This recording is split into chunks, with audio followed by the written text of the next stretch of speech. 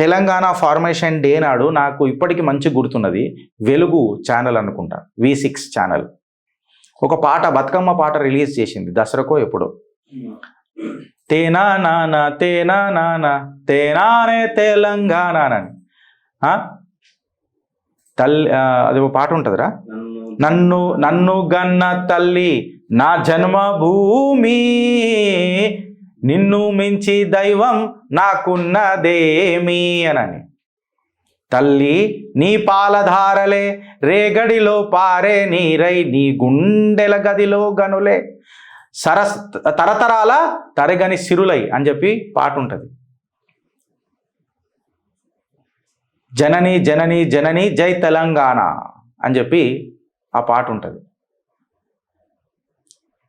తెలంగాణ జాతీయ గీతం పెట్టినంత మాత్రాన ఒక రాజకీయ పార్టీకి మకుటం రాదు, కాంగ్రెస్ పార్టీని అంటున్నా.